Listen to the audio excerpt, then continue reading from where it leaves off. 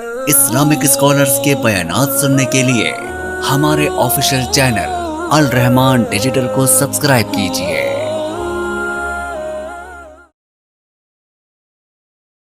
دوسری گزارش اور دوسری پریشانی اور چیلنج وہ یہ ہے کہ جنہوں نے تربیت کرنی ہے ان کی اپنی تربیت نہیں ہوئی ہوتی۔ فاقد الشیء لا یعطیک، یہ بھی عربی کی ضرب المثل ہے۔ جو خود محروم ہے وہ آپ کو کیا دے گا؟ جو خود ننگا ہے، جو خود ننگا ہے کیا دے گا آپ کو؟ کہتے ہیں کہ سوئی ساری دنیا کو کپڑے سی کے دیتی ہے، خود ننگی رہتی ہے۔ چلیں وہ سی کے تو دے دیتی ہے، لیکن انسان ایسا ہے کہ جو اس کے پاس خود نہیں ہوتا وہ دوسروں کو کیا دے گا؟ جو خود محروم ہے اور کو کیا دے گا؟ جو خود بھوکا ہے وہ آپ کو کیا کھلائے گا؟ محرومیاں۔ ہم نے کبھی بھی اچھا ماں باپ بننے کی کوشش نہیں کی۔ لفظوں میں تو ہم بہت اچھے ہیں، بہت اچھے ہیں، لیکن حقیقت کیا ہے؟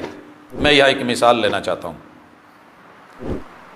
یہ لطیفہ نہیں ہے، کہانی نہیں ہے، یہ داستان نہیں ہے، یہ ایک ریالٹی ہے۔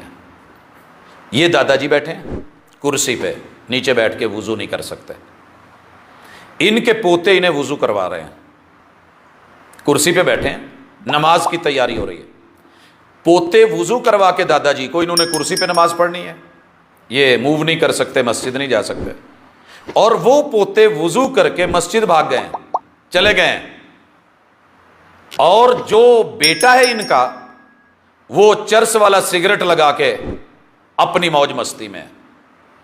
تو یہ بزرگ کہتے ہیں پتر، او پتر، او تھوڑی جی شرم کر، کچھ حیا کریں۔ وہ دیکھیں وہ چھوٹے چھوٹے ہو کے، تیرے بچے ہو کے وہ مسجد جا رہے ہیں نماز کے لیے، اور تو کیا کر رہا ہے؟ اس نے سلجھنے کی بجائے، سمجھنے کی بجائے ابا جی کو پتہ ہے کیا بولا ہے؟ کہنے لگا ابا جی پھر دیکھ لیں اپنی تربیت اور میری تربیت کا فرق، کہ آپ کا بچہ نشہ کر رہا ہے اور میرے بچے مسجد جا رہے ہیں۔ ہر باپ نے، ہر ماں نے ہر دور میں یہ سمجھا ہے کہ میرے سے اچھا کوئی نہیں، لیکن اچھا بننے کی کوشش نہیں کی، سیکھنے کی کوشش نہیں کی۔ آپ حیران ہوں گے، جو پہلی وحی اتری تھی نا آخری پارے میں، اللہ نے کیا کہا تھا؟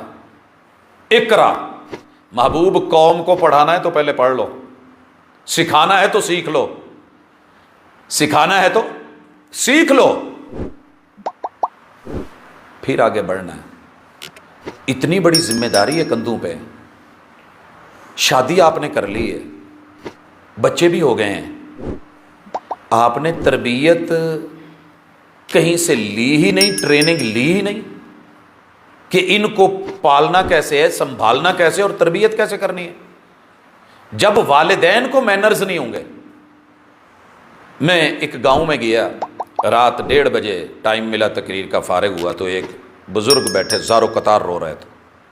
فارغ ہوئے تو سوال و جواب میں کہنے لگے کہ میں نے سائیڈ پہ ہو کے بات کرنی۔ پتہ ہے کیا کہنے لگے؟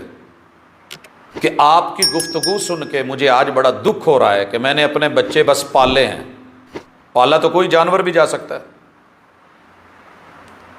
یہ سارے مجھے، میری 80 سال عمر ہے اور مجھے تو کہہ کے بلاتے ہیں، تو۔ میں نے کندھے پہ ہاتھ رکھا، دلاسا دیا، میں نے کہا ان بچوں کو سمجھانے کی ضرورت نہیں ہے، اصل میں بچے سنتے ہیں، بچے سنتے ہیں۔ یہ آگے بھی ایک ہماری مثال آئے گی، لیکن وہ سنتے ضرور ہیں، جو سنتے ہیں ریٹرن کرتے ہیں، بازگشت ہے۔